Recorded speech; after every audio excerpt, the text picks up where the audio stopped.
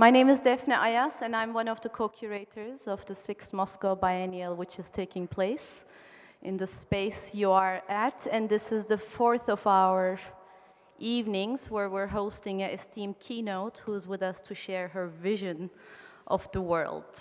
I'm actually delighted and on the moon that Mariana Mazzucato has agreed to join us. She is the chair of the Economics of Innovation at SPRU at the University of Sussex, and her recent book, The Entrepreneurial State, Debunking Public versus Private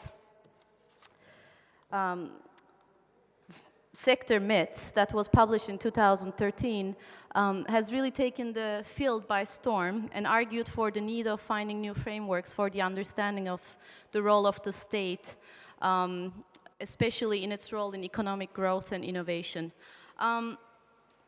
She has worked with a number of initiatives. She has a number of research going on, which are wonderfully outlined on her website. Really terrific organization, compliments. And she also worked with a number of policy makers in the world, including the EU Commission, but also China, which might offer us even more comparative readings vis-a-vis Moscow, where we are right now. As some of you may know, we started our keynotes with Saskia Sassen on our first night, continued with esteemed artist Pistoletto, who looks at the relationship of art and society. Last night, we continued with European Democracy Lab with Ulrike Guerreau, and tonight we are with Mariana Mazzucato.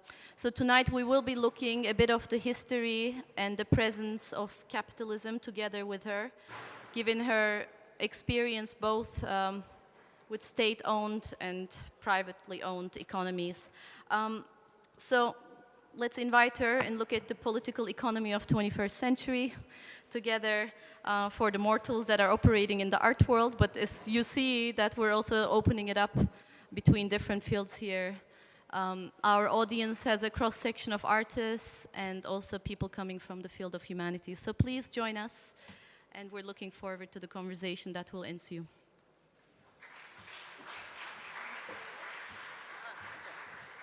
So thank you so much for inviting me. I've heard that I'm being translated, which is a real problem because I have two problems. One is having lived in New York too long, where they speak very quickly, and also being Italian, where they also speak too quickly. So I will try to speak slowly. I'm putting on my timer so I don't speak too much. But what I really want to do is to challenge the perception even of what the market is. So throughout the talk, I'll be talking about sort of the state, what it actually has done, which we've had no vocabulary to talk about. But actually, in the end, if there's sort of one takeaway that I hope you get from the talk, is really not so much rethinking the state, but rethinking what we even mean by state intervention in something called the market, okay? Because I really want to focus on the market as an outcome of the interactions between very different types of agents, different types of businesses, which many people go to business schools to study, different types of public sector organizations, which I'm going to mainly focus on, but also, of course, families, that can make certain decisions or not. For example, investing in the human capital, education, et cetera. Civil society movements, which are constantly also trying to shape market outcomes. So as soon as you say the market is an outcome, from a policy-making view, the focus should be on the organizations that actually are interacting. So what kind of state organizations, what kind of private sector organizations do we actually want, as well as on the interactions. So for example, there's all this talk, sexy talk nowadays about public-private partnerships or ecosystems between public and private actors. I really focus on, well, what kind of ecosystem? If you know anything about biology, and I don't know much, but, there's parasitic ecosystems, predator-prey ecosystems, mutualistic, symbiotic ecosystems. So again, by focusing on the market as an outcome, it means we must focus on the organizations and the interactions. And I want to really touch on all these issues during this long 45-minute talk. I'm usually given 25 minutes, so hopefully I'll learn to speak slower because I'm allowed. Okay, so the first point really is that we're living currently in any country one lives in a very, very challenging moment because especially after the financial crisis, but not only, there's been all this talk about the need for growth. There was a worldwide, if you want, financial crisis, which led to a worldwide economic crisis, and many countries still feeling the turbulence from that. But then as countries started to try to grow again, there was very much a conversation, at least in some quarters, that it wasn't enough to just grow. We needed to grow in particular ways. So if you go to the OECD, or the European Commission, or the United Nations, or many ministries of different governments, they're all talking about these very sexy words like, we want smart growth, which means innovation-led growth. We want sustainable growth, which means something called green growth, which if we have time, hopefully we can talk about. And of course, after reading Piketty's book, everyone talks about inclusive growth. So growth that actually reduces inequality as opposed to increasing it. And this is very important, of course, because in periods in which there was lots of growth, like the 1990s and in some Western countries, there was also really rapidly rising inequality. So it's very, very, pertinent to be tackling these issues together and not to have this kind of stupid myth of growth for growth's sakes. However, there's bad news. And the bad news is we have no clue in the era that we're living in, increasingly, so this is an increasing problem, of how to even talk about the role of public policy in the economy. And of course, these, I'll just put them up again, these challenges, what I call battles, of course, require a big battle in terms of, actually activating policy in all sorts of ways, so green growth, requiring thinking about how do we actually really stimulate the green revolution, innovation-led growth, how do we actually stimulate long-term investments, because innovation takes a long, long time. Anyway, the role of policy is just so big, and yet we have these very kind of static views of what the role of policy is in the market society in modern-day capitalism, which, forgive me if I'm being simplistic, but basically it can be broken down into two at best, at best, these two A and B scenarios, which is one, where of course policy is important, but just to kind of create the background conditions. Sometimes this is called the framework conditions. Then economists, when they come in with their wonderful models, and I am an economist and I do create models, but anyway, economists think they're really smart and they like to do as much mathematics as they can so no one understands what they're doing, and they actually justify the role of public policy in different domains in terms of fixing different types of market failures, which I'll tell you about in a minute. And really, the whole talk will be on the C, which is, you know what? Of course we must fix markets. Of course we must also, if you want, create the background framework conditions. But actually, what the role of public policy has been over the last 100 years, and one could even say over the last 300 years, which is when capitalism began. That was a big debate between Marx and Engels. When did capitalism actually begin? Marx was much more historically specific. He said, basically, well, at the time, 200 years ago, whereas Engels had this much longer view, which made, in some cases, markets seem universal. Anyway, what I want to focus on is this C, something much more interesting, but to get there, you have to bear with me, because I need to explain to you why these A and B are not only limited and boring, but very, very powerful in terms of the hold they have on how policymakers think. And I normally put a slide here before this, which is a great slide, which I took out for some reason, so I'll have to just tell you what was there, which is John Maynard Keynes, one of the most important economists ever, had a really interesting saying where he said, all these policymakers, whether it's in local government, regional government, or national governments, they think they're just doing good on the ground, right? They're not sitting there in libraries thinking abstract thoughts. They're doing work on the ground, and yet they are slaves, he said, Keynes. These people who think they're just doing work on the ground, they are slaves of defunct economic theory. And so it's really important to actually unveil what this economic theory is, which is constraining the way that policymakers are thinking. And anyway, this approach, which is so prevalent in every domain of policy, basically suggests that you have a market out there, okay? And this is what we're trying to build. Society is based on the market model, but sometimes that model screws up.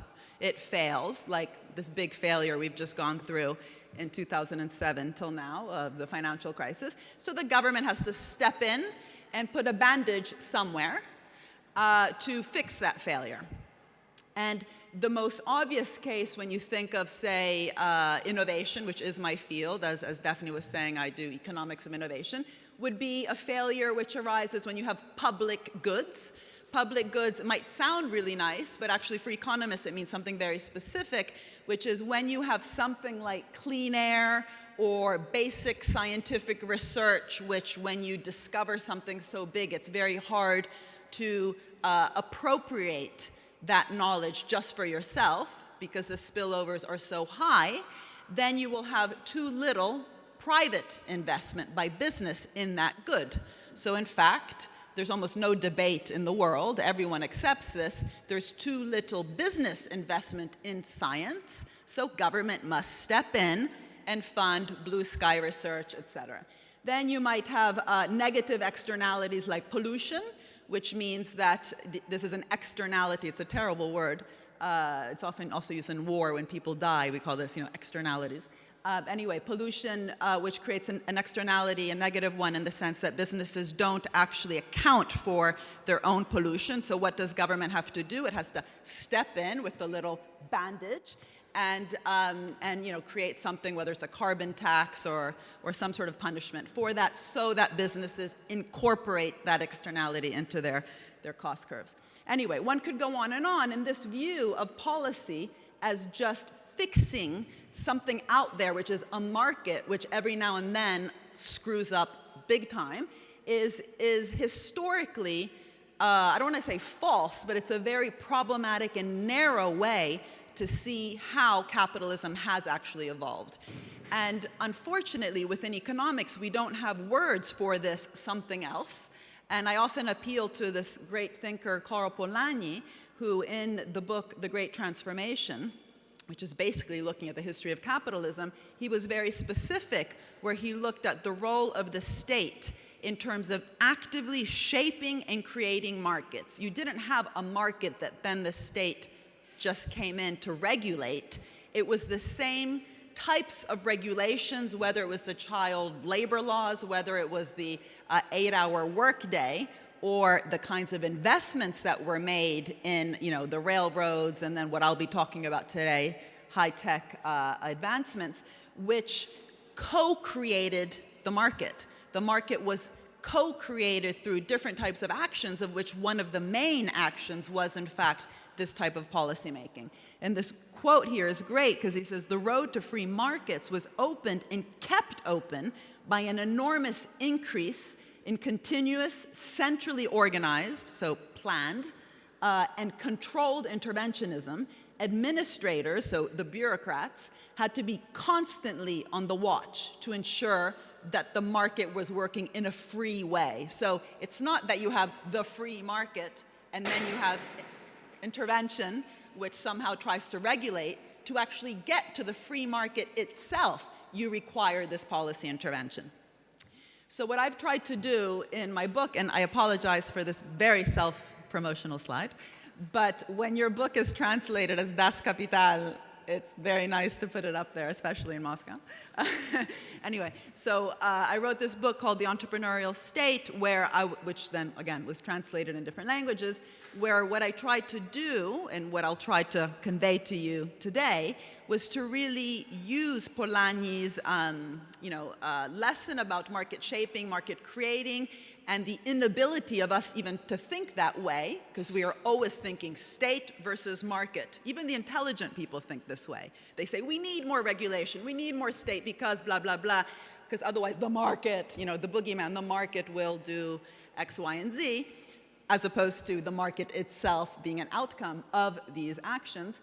So what I tried to do was actually to apply the lessons from Polanyi in, modern innovation economies, a Silicon Valley kind of, new economy, knowledge economy, information society, blah, blah, blah, blah, blah. And to basically say it's as relevant as ever, because unfortunately, this image that we are fed every day in so many different media outlets, as well as economic theory, as well as political discourse, as well even by people who think they're really cool and like to talk about how boring all the bureaucrats are versus their own really interesting skateboarding or venture capital firm or whatever. It's a very problematic image because it's a cartoon image. It's a cartoon image which was invented basically to justify, well, I'll be quite extreme here, but to justify what I'll call a theft. In fact, my background was not in economics when I was an undergrad, but in history. And one of the best books I read was on what happened between Mexico and the United States. And in the 1800s, during the Mexican-American War, when Texas, California, Arizona, New Mexico were still part of Mexico, and then were later annexed by the United States, this image, again, cartoon image of the lazy Mexican under the palm tree with the sombrero, was manufactured exactly at that time in order to justify what later became basically a takeover of half of the Mexican territory by the US. So the role of images are very powerful, and we just then sort of accept them. And this image of the really cool guys and girls, the Silicon Valley types, versus the bureaucrat, that's Kafka there, who is definitely better looking than Zuckerberg, but he's meant to not be as good looking, as necessary but boring, lethargic, inertial, slow, versus the dynamic, creative, again, cool guys. This is not only, if you want, false, as I was saying, but also a dangerous image which actually fuels so much policymaking. And this is sort of what I want to talk about when I go through. I'm going to focus more on the smart growth battle, but as I go through these kind of battles that I mentioned in the beginning, which all translate into policymaking, how important it is to dismantle this image and to actually understand how it is being indirectly used or embodied in concrete policies today because of this view that at best the government is there to just fix different problems, but will inevitably be administering, regulating, at best de-risking what is instead this really exciting business world. Okay, so I'm going to focus mainly on this smart growth battle, because again, that means innovation-led growth, and that's my expertise. I do economics of innovation. But I'm getting increasingly bored by people who talk about innovation without linking it to something else, which is what kind of society do we actually want to live in?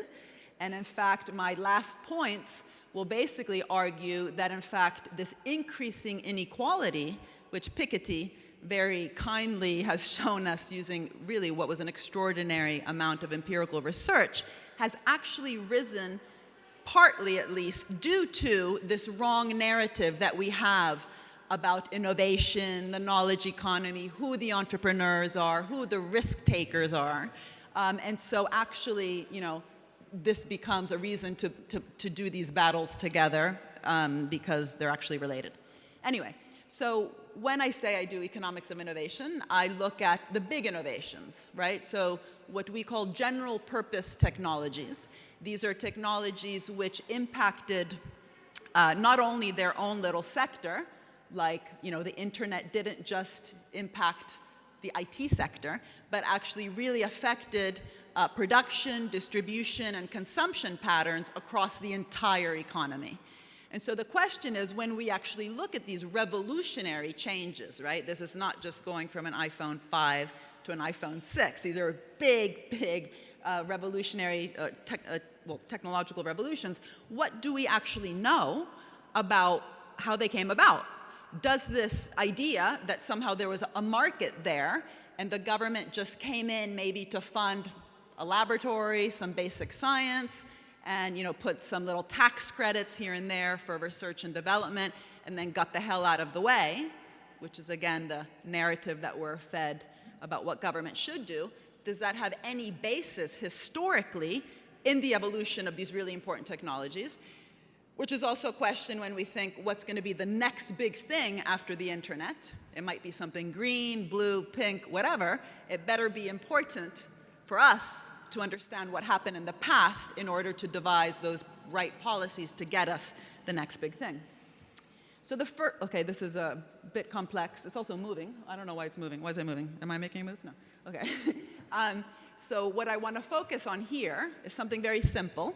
Remember I said that one of the key market failures are this idea that if there's a public good, like basic science, government has to come in and fund it because private companies won't. Well, the basic science is basically, if you think of the whole innovation chain, it's the upstream. We call this upstream stuff, right? It's what happens here, okay?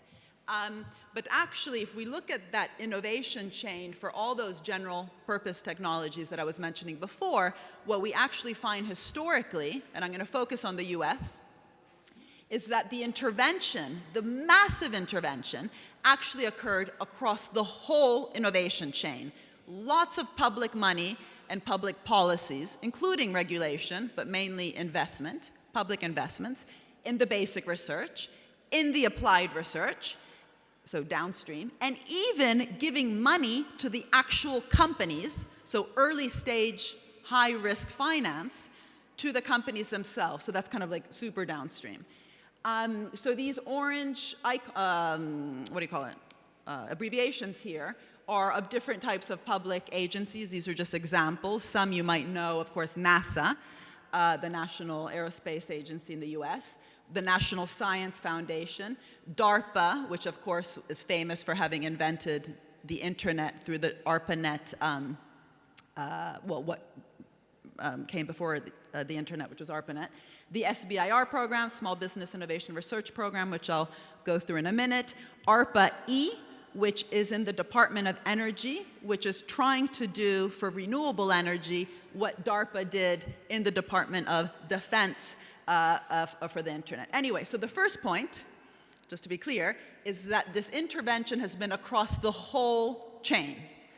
Two is that these there's 3 points actually. Two is that there's lots of different organizations. This is not just the ministry, right? The Ministry of Science and Technology looking down, top down, and doing everything. This was a decentralized network of different public organizations across that whole chain, which interacted in a very dynamic way with also, obviously, private companies as we go downstream.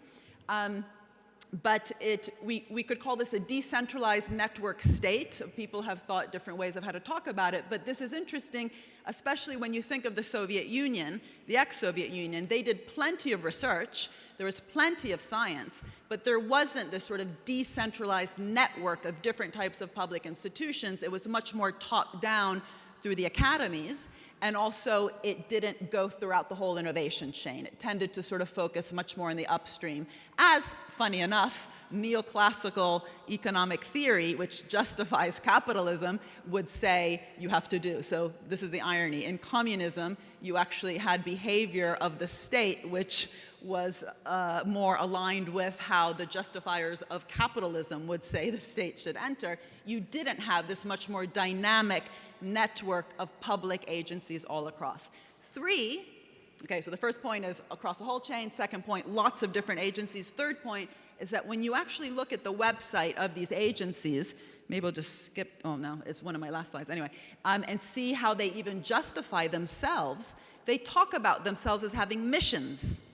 Okay, I'll read you some of these missions later. Just take my word for it. So missions? What the hell's a mission? In economics, we don't talk about missions, right? There's a mission to the moon. And in fact, NASA's mission was to the moon, and now, of course, it's to Mars.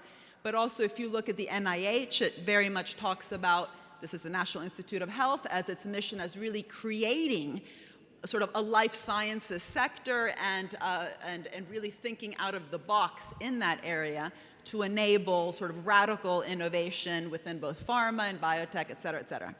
So just quickly, this one here, SBIR, which I had there near NASA, is interesting because if you look at this graph, what it's doing, it's comparing private venture capital money. Again, venture capital was set up because banks, traditional banks, kind of fear risk, right? They want you to have some sort of existing asset or equity before giving you any money. So any small company like Zuckerberg's Facebook in the beginning, which doesn't have that kind of leveraging power, won't get a bank loan. So venture capital, in theory, was set up to provide that high-risk finance for those really cool, innovative companies like that later became Amazon, Facebook, et cetera. But what this shows you is that the amount of public venture capital money through this SBIR program, it stands for Small Business Innovation Research Program, not only was much bigger, has been, continues to be much bigger than the private venture capital market, but also that difference is increasing, which shouldn't be surprising to anyone who knows anything about venture capital. Maybe some of you have even sought venture capital funds, because venture capital is all exit driven. They want to give you money only if you already say, okay, within 2 or 3 years, maximum 5 years, we will exit. In other words, go onto the stock market through an initial public offering, IPO, or agree to be bought out, right? So an exit through a buyout or an IPO in 5 years, maximum. Whereas this whole chain here, even that stage in the middle, which is often called Death Valley, can last 10 years, that middle phase, and the whole thing can last 30 years. So what you actually need is not just finance, you need patient, I'll repeat it, patient, long-term, committed finance, and historically, it has come out of public institutions, not just in the Soviet Union, not just in China, even in the market in the United States. And the reason actually that I focus so much on the US is because we always depict the US as being the market model versus whether it was the Soviet or Chinese system or the European system, which we often say is too state-heavy, when actually it's the opposite. The state was much more interactive in Silicon Valley in terms of innovation than it has ever been in Europe, at least in the last 30 years. And usually I stop and say, if you don't like what I'm saying, then take your iPhone or smartphone and throw it out, because everything you can do, which is smart and not stupid, dumb, and idiotic, with your smartphone, was due to this kind of public funding. So you can search the web through the internet, as I mentioned before, funded through DARPA. You can know where you are through the GPS technology, funded by the Navy in the US. You or your kids can use touchscreen display with your finger, funded by the CIA. I know that's a bit scary. And you can even talk into the phone through the Siri voice-activated system, and that as well was funded by the government. And this might look scary, especially if you can read it. I don't know if you're too far away, but it starts, Army, Navy, Marines, CIA, Department of Defense. It basically looks like the military-industrial complex. And the answer is yes, it was. NASA, for example, NASA financing of different projects had all sorts of spillovers which were tied to different types of technologies, including, by the way, the microchip inside the phones or any computer. But the fascinating part of the story is that actually this model of a strategic, active, mission-oriented, decentralized network of different public agencies financing, really market-shaping, market-creating, because you didn't have the internet and government just fixed it. It was created by these public institutions. You didn't have nanotechnology and then you just had businesses asking for some help. Nanotech came out of these kind of public policies. What's interesting is it actually has been applied across different areas, including health, including energy. I already mentioned ARPA-E before. This is fascinating because it literally looks like a wave, in an ocean. And the point is that this wave here in the Department of Health, this is the National Institute of Health financing of all the research, both basic and applied, behind basically the biotech and pharmaceutical revolution, then was surfed on, literally just think of a surfer on this wave, by the venture capital industry. Because venture capital only entered biotechnology in the kind of mid-'80s, early '90s, and this was on top of this patient finance that came before them. And still today, this kind of financing, which remains very high. So even after the crisis, 2012, it was 31 billion a year. It's a lot of money for one sector. So you know, a typical venture capital fund in this sector would be, say, Kleiner Perkins, which invested in Genentech, made a huge amount of money. But what Genentech was actually doing was riding on, you know, advances in this research. And there's someone called Marcia Angel, who was the editor of the New England Journal of Medicine, who actually looked at all the different medicines which have actually come out in the last years and found that this financing, NIH financing, was responsible for 75% of the most important drugs. So not the Me Too drugs. So Viagra, slight variation with a different color and dosage, which is what most pharmaceutical companies do. They're doing incremental innovation because the patenting system also allows them to do that. But the new molecular entities with priority rating, which are the revolutionary drugs, which are actually solving a new disease, 75% of them actually came out of this financing. Okay, so these were the missions I was talking about before, which is, again, you know, the ARPA-E mission is to catalyze the development of transformational high-impact energy technologies.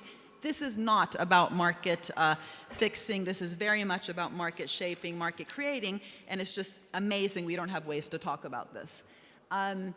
When you look at different countries in their ability to actually create this kind of kick-ass kind of, you know, financing, it not only differs the amount, but it differs the type of whether the public sector sees its role as just facilitating through indirect mechanisms, that's the blue line, versus directly financing, that's the gray line. So this graph is looking at the direct government funding of business R&D. So when businesses actually want to innovate and they go to government and ask for, you know, help, like Facebook did. Well, Compaq and Intel got this SBIR money before.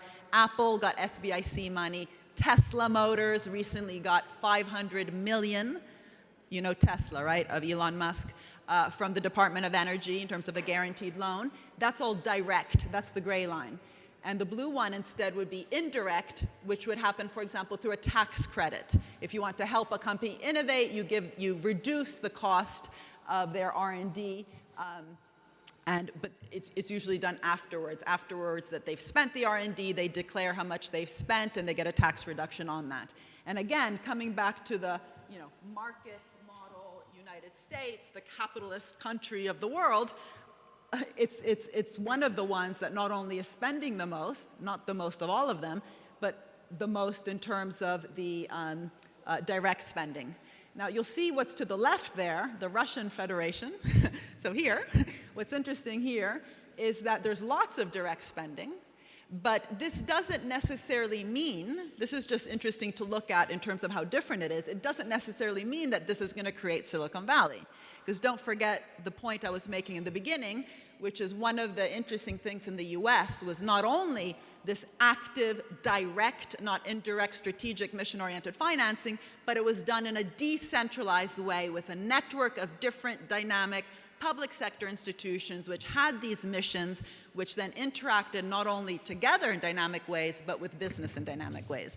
So, you know, one of the challenges for sure, I think, well, actually I don't know because I don't know enough about what's happening in Russia, but for China today, which is one of the most active investors in the world in areas like telecoms, but also green, is whether they will learn this lesson, because currently it is quite top-down. There's lots of money coming out of areas like the China Development Bank. I have some figures in a minute.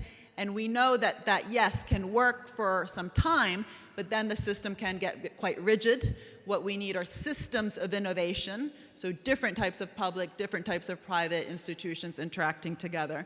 But this is just interesting because what we know is that the blue line, the indirect mechanisms only work when they're accompanied by huge amounts of direct financing. Why? Because if you're an investor, you're not going to invest in R&D, research and development, which is so costly and so uncertain, unless you really think there's an opportunity. And you can reduce tax as much as you want of those companies. They will not invest if they don't really think there's an opportunity. And often these tax credits really just increase inequality. They're just a redistribution of income. They make the business that is all of a sudden paying much less tax richer, but it doesn't necessarily increase their investment. This is something in economics we call additionality. In other words, the degree to which something like that actually makes R&D happen that would not have happened anyway.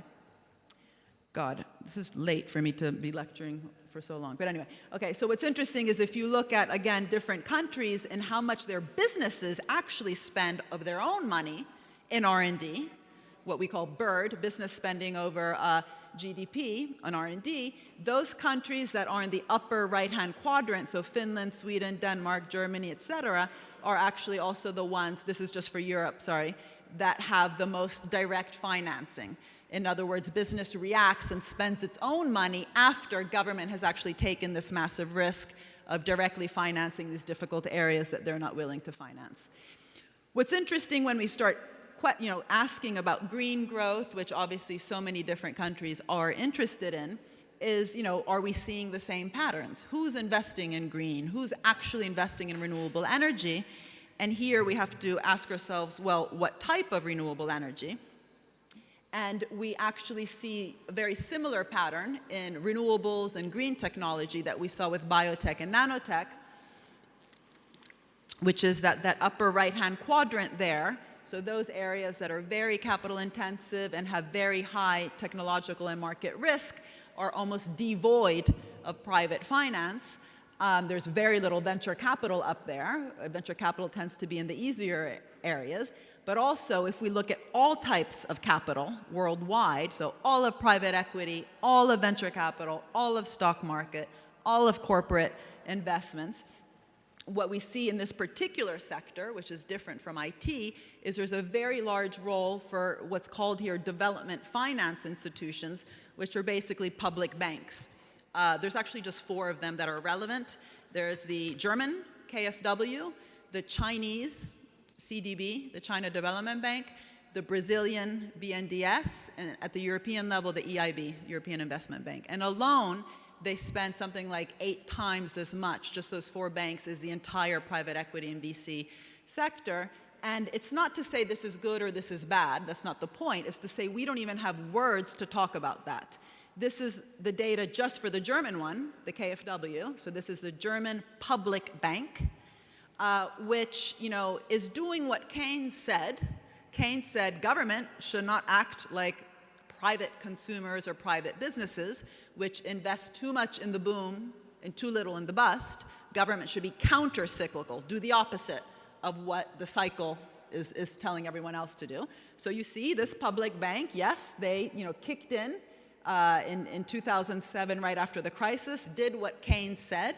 They did the opposite of what private banks were doing. So the amount of lending rose massively. Very good. And this is what worries people, they directed that financing towards green, right? So this is the KfW, German Public Bank, funding for industrial, environmental, and climate protection projects in Germany. So this was part of their Energiewende policy, which was not just about renewable energy. It was actually really about transforming all sectors in Germany, including automobiles, in this green direction. And this is what worries economists, because we don't, again, have words for this. We get worried. Is this about picking winners, picking green? The market should pick green. Well, everything I've just shown you is that everything was picked. Everything behind your iPhone was picked. The internet was picked. GPS was picked. Tesla was picked. Again, Elon Musk, he's the new hero of Silicon Valley. Do you know who I'm talking about? Yes, good. Okay, he received total for SpaceX and Tesla $5 billion from the US government in terms of direct and indirect subsidies and investments. And that's normal because, again, private finance tends not to actually do what it should do, which is, again, venture capital should be there to fund this high-risk stuff, but they don't. They tend to come in later. If you look at the numbers for China, they're astounding. So Huawei, #1 telecommunications company in the world, telephone company in the world, without the US market. They haven't been allowed to go into the US for both security reasons and for anti-competitiveness. Huge amounts of money received by the China Development Bank. Huawei got something like a $5 billion dollar loan, equivalent in dollar loan, like Tesla. Well, sorry, like Elon Musk, SpaceX, and Tesla. But the point is, again, that this is actually, well, first of all, this is one big bank, so this could, if one wants to think about the challenges for China, yes, you have an active public sector in a period in which they are now, in theory, in the market, but this is no different from what's been happening in the US. However, it is one big institution, and the challenge is whether it will ossify, get rigid, sort of like the Soviet model when there were these big ministries throwing money at particular areas, mainly defense related, and then had difficulties in adapting to new technological opportunities because it was so centralized. But this is not about public versus private or state versus market.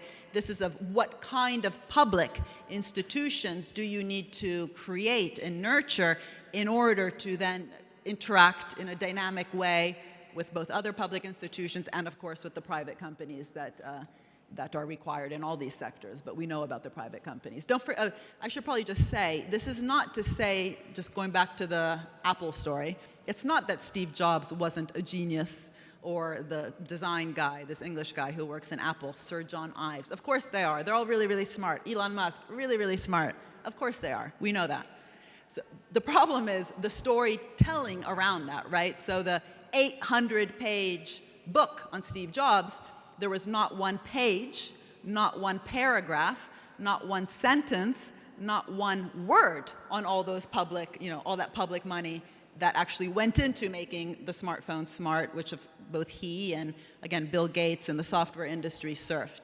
So again, looking at China, this looks like a remarkable amount of money, but actually it's not all that different from what's happened in the US, except in the actual way in which the public sector institutions are set up. I want to quickly talk about, I think I have here 6 minutes left, about the whole inequality question, but I definitely want to come back to this issue of what kind of public in my last slide, so just hold on to that. Why am I even raising inequality after having talked about all these things? Well, for the reasons I mentioned before, which is that unless we have a way to talk about the role of the taxpayer, so the collective effort that went into creating all these great innovations, then we end up with a very dysfunctional system where we share the risks because the private sector gets the public money to share the risks, but not the rewards. Because the storytelling, the discourse, the narrative, the cartoon images haven't allowed us even to talk about what actually happened. The government didn't de-risk the internet. It took on massively a huge amount of risk in a courageous way, and in so doing also failed a lot. For every internet, there's 20 failures that you just don't know about. For every successful investment in a company like Tesla, there's 8 or 9 failures. Solyndra was a failure. Solyndra was a solar company in the US, got as much money as Tesla, but failed. Any venture capitalist will tell you that's normal. When you innovate, it's extremely difficult, it takes a huge amount of time, and most efforts end up in failure. And so unless we have a way to talk about who really took on the risks, we end up having a problem that we only share the upside, meaning when times are good, but when things fail, like the Solyndra investment, which failed, the taxpayer has to pay the bill because we haven't, again, had a way to talk about this. So first of all, there's different questions here. I'll just raise them as bullet points. First of all, a big crisis we have today is we actually don't have the level of private investment in the new path-breaking technologies, for example, around green, that we had with IT. But what happened in IT? In IT, you had very important private companies with laboratories like Xerox PARC and Bell Labs, which were very famous private sector R&D laboratories co-investing alongside the state. But where did Bell Labs come from? It didn't just happen in AT&T one day because AT&T wanted to invest in innovation all of a sudden. They were forced to. AT&T was a monopoly. And think of Google today. Google's a massive monopoly. And the government said, you want to remain a monopoly, which is a government-granted right, of course. Well, you have to reinvest your profits. You have to reinvest your profits back into production, back into innovation, and big innovation. not just innovation that's useful to you as a telephone company. So Bell Labs was born out of provocation from government. In other words, a healthy relationship between public and private. Obviously, government at the same time was financing through the investments I showed you before, but to have a healthy symbiotic and not parasitic predator-prey relationship, they also asked the private sector to reinvest. This is hugely important today because worldwide we have record level hoarding rates. Hoarding meaning the private sector is not reinvesting its money back into production. You also have record level financialization, which means, and I'll explain this in a minute, using profits to just buy back your own stocks, your shares, which boosts your stock price, which boosts your stock option, which then boosts your executive pay, you know, the whole Piketty story. This just shows it over time for the Fortune 500 companies where in the last decade they've spent $3 trillion, but the line that should worry you, on these share buybacks, again, buying back their own stocks to boost the stock options, but the black line is showing you the proportion of repurchases, so buybacks, over R&D, so how much they're actually spending, again, back into innovation. And so that ratio has been increasing, meaning increasingly spending on boosting stock prices instead of new innovations. And this is especially true in areas like pharmaceuticals, IT, and energy, where you have top companies like Pfizer or Cisco spending more on share buybacks than on R&D, and yet benefiting massively from government subsidies or investments in those sectors where they are. So again, if you had the kind of healthy deal making that we used to have, you should have, you know, confident government saying, hold on, hold on, hold on. If you want a life sciences strategy, if you want NASA to keep financing all these great things, which then Elon Musk's SpaceX can take advantage of, if you want the government to invest, which it did, in the algorithm behind Google, Google's algorithm was financed by the National Science Foundation, then guess what? When you start making your billions, not only should you pay your tax, which as we know many of these companies don't, but they should also be reinvesting those profits back in as part of this deal. And there's all sorts of ways that could be done. Nothing, complete silence. You know, when government talks to business, it says, what would you like? Oh, okay, a bit less tax, a bit less red tape. There isn't this sort of healthy tension, which there used to be. And this is very important, of course, because coming back to Piketty's line of inequality, having skyrocketed after the 70s, it's precisely in that period that you start getting this very strong narrative of, for example, the venture capitalists saying, you have to reduce my capital gains tax if you want me to invest, and you need a communist like Warren Buffett, and I'm joking, obviously, he's the most rich investor in the world, to say, why did you do that? Why did you reduce my capital gains?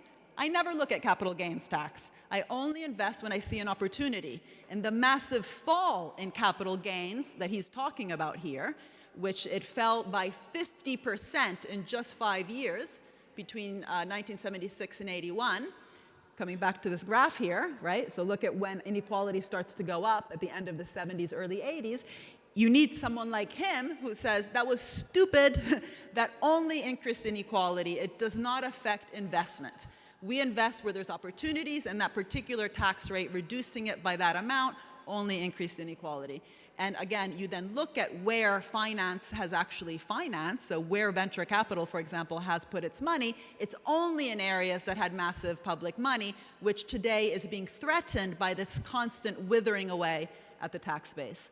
And so in order to have this kind of, you know, circular, more revolving fund where we don't have this, you know, huge tube coming out where the profits generated from the internet are not then reinvested in the next big thing, personally, I think we need to have much more concrete mechanisms which allow public risks to turn into public rewards. We could, of course, go back to the old tax system. So Eisenhower, he was not a communist, he was a Republican military general. NASA was founded when he was president. The top marginal rate in the US, so what the richest people paid in tax, was 93%. Okay, a Republican military general. So we're not going to go back to that time, it's obvious, okay? So given that that's not going to happen, of course we could fix the tax system so Google and Amazon actually pay their tax, that would be nice. But also, it would make sense that when the investments occur downstream, as they do in Israel through the Yozma fund, which is a public venture capital fund, very successful. They do in Finland through the Citra fund, that when you have this kind of public venture capital money, that some sort of return is guaranteed, whether it's through equity, royalties. It doesn't have to be forever. It's not about nationalization, but some sort of mechanism which allows these public agencies, which are taking that risk, to have a guaranteed return only on the upside. If it fails, fine, no problem. You don't have to pay it back. But if you succeed, like Google succeeded big time, maybe something should come back to something like the National Science Foundation. It could happen in all sorts of ways. I don't have the solution. Unfortunately, you need lawyers. But the point is, we don't even talk about this. We pretend it's a non-issue. Government is just there, to sort of set the background framework, then get out of the way. It does much more than that. But because we don't have the vocabulary to talk about it, we then don't go all the way and make sure that we're actually producing this much more inclusive growth, because of course what happens to government when it earns tax, it can of course spend more on things like education and healthcare. So the welfare state itself, which is fundamental, at least in Europe, is under threat because of this very screwed up discourse. And just to finish, the kinds of economic policy questions we ask are very static. It should not be more government or less government. It should be, what should be picked? What kind of direction should we be picking for the future? What kind of missions? So big, broad, challenging directions, which can also affect lots of different sectors and not just be captured by one industry which asks for favors. How do we evaluate these investments when they happen, if they were actually doing something more than just fixing? How do we measure that frontier market shaping activity? How do we build public organizations that are willing to explore and to be kind of crazy and to take the risks, because so many public organizations aren't allowed to? And how do we make them mission-oriented so it becomes an honor to go work in these organizations? No one wants to work in an organization if you're a top brain. You're not going to want to work in a ministry that sees its role as just facilitating business. You will be proud to go work for the Department of Energy if the mission is to really, create a green revolution. And in fact, in the US government, they had a Nobel Prize winning physicist running the DOE. There's no Nobel Prize anything running anything in Europe in the government, because we're always pretending it's the problem. And this last point, we have to socialize not just risks and rewards, and the only way to do all this is to begin with this ridiculous cartoon image and kill it. And that's it.